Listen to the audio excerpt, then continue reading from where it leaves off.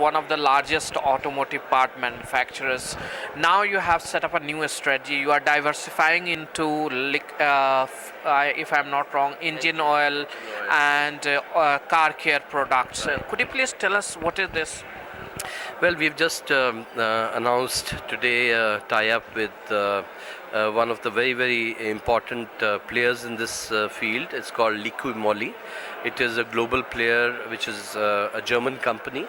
It is into car care products, into additives and different kind of oils.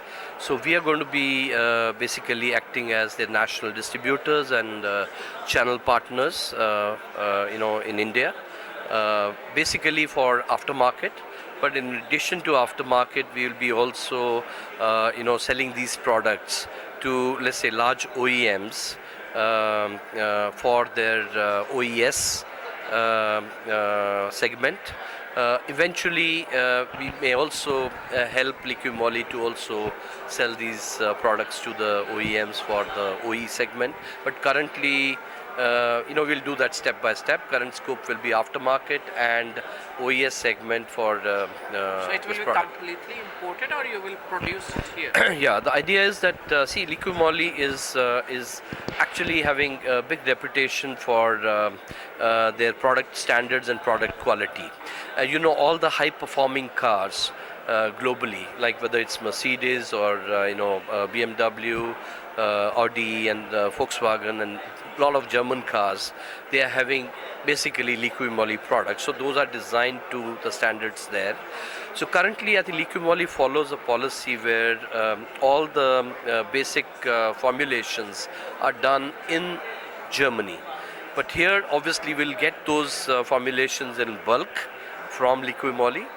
From Germany, because they don't right now, so far they've not had any manufacturing setup other than in Germany. They've got large plants in Germany where they produce these formulations, so we'll get exactly the same formulations as they are in Germany, and we will basically be doing some churning and packaging them in smaller packaging, and we'll be doing the marketing and distribution of that. Anand Group has been, focusing on automotive aftermarket in the last few years, if we say.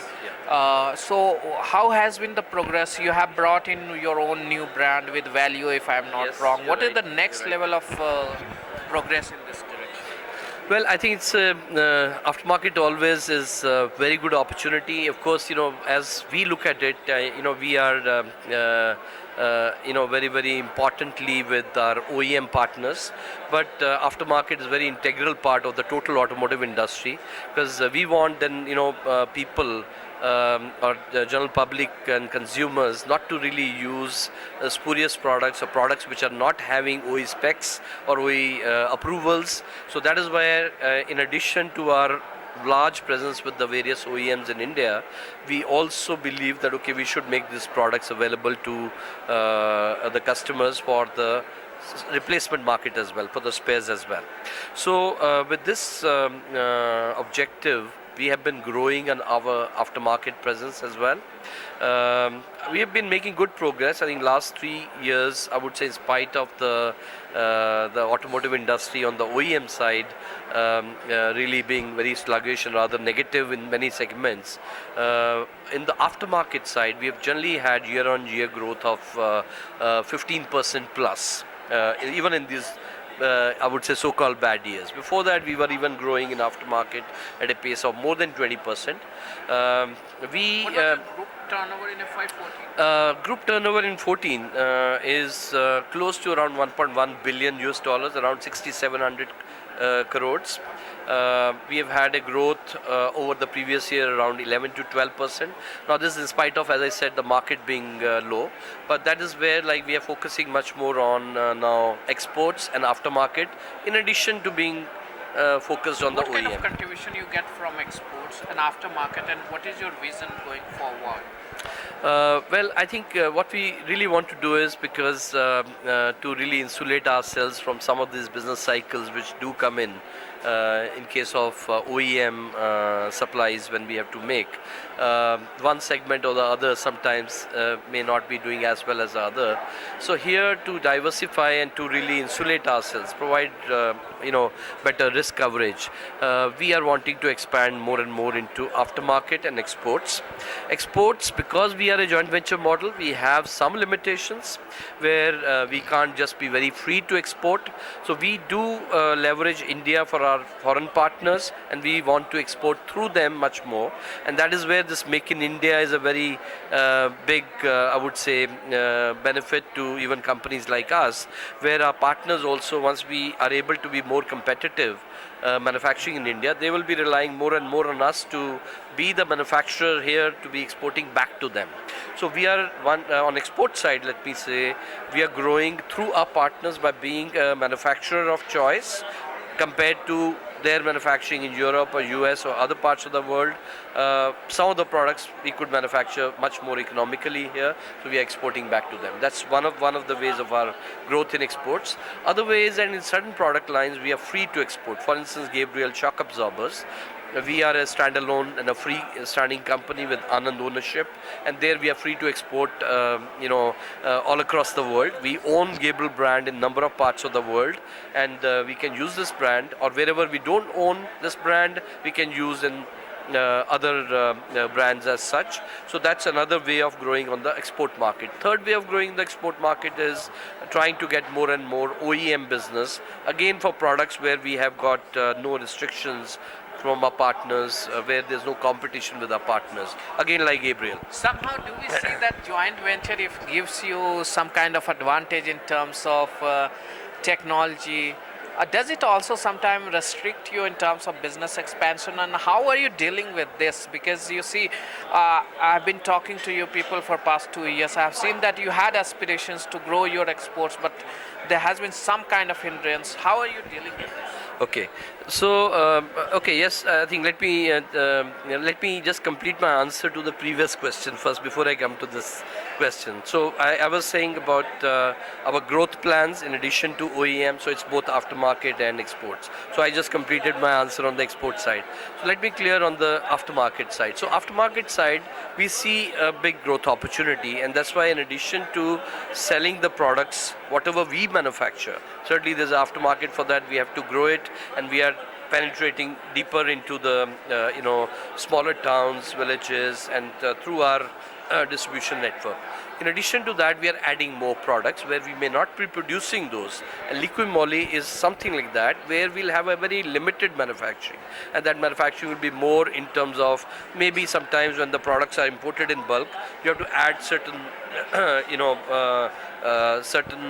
ingredients to dilute them or to churn them around, and tend to put them into smaller packaging and then supply. So one way is that adding products which we don't manufacture, but from good manufacturers who don't have the reach which we have in terms of our distribution network. So that is what we are growing, and our projection is that on the aftermarket side we should continue to grow, I would say 20% plus year on year.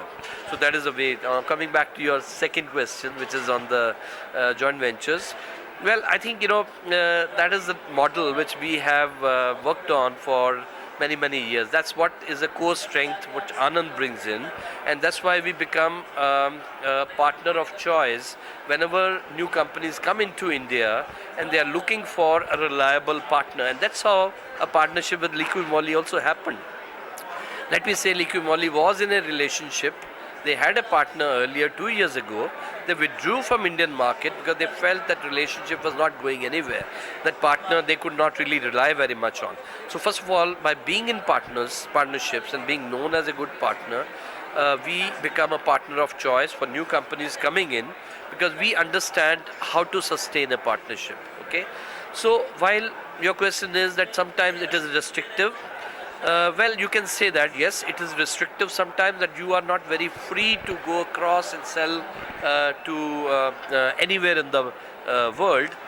but first of all, we are very conscious of our own strengths. And what we try to do is, in addition to our accessing very large Indian market, which for us also is a very, very important market, we are helping our partners to leverage India much better. So that's where I'm talking about like Make in India, where in addition to accessing the local market, we are helping them to really make in India for the world, right?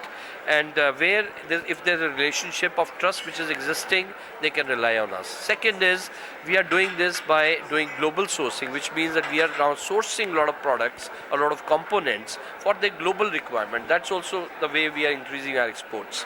Third way is, for instance, design and engineering services, where in number of our joint ventures, we have set up design engineering services where they were doing the same work overseas at 4 times or 3 times the cost. Okay, by setting up this venture within our joint ventures, we've been able to now give them a win-win situation where they can save a lot of costs, but it also results in a export for our joint ventures.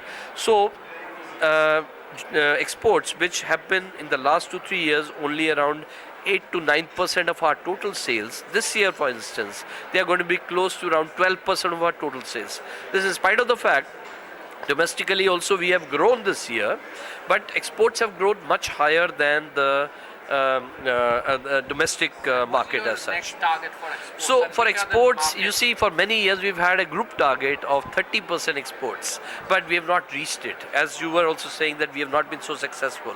The reason was, for many years, last 3-4 years, particularly Europe has been very depressed. So there was a constraint in terms of our exporting, because many of our partners, they felt that their own capacities, what they had in Europe or in the US or in other countries, they were not fully utilized. So their first priority was to save jobs there and utilize their capacities, and their priority was not to source from India at that point of time. But now that US is doing very well now as a market, and Europe is now coming back, it's more stable. So with that, now again the confidence is coming back from our partners to source more and more from India. That's why in 1 year time, from around 8 to 9%, we could go up to 12% exports, which means that exports grew at a much higher percentage than domestic market. Now, that's going to be always a very, very difficult target. 30% is a very important target for us, which is what When do you think you will be able to our founder chairman laid it down. Why we adopted that target was, it keeps us very, very agile and keeps us cost effective on a global scene. And global scene, if you have to be a supplier of choice, and if you are able to satisfy global customers, then you can be really a very competitive manufacturer even in India. So for us, 30% target is important. When we will reach it, it is a question mark. I would think that it is going to take much longer time. Our interim target is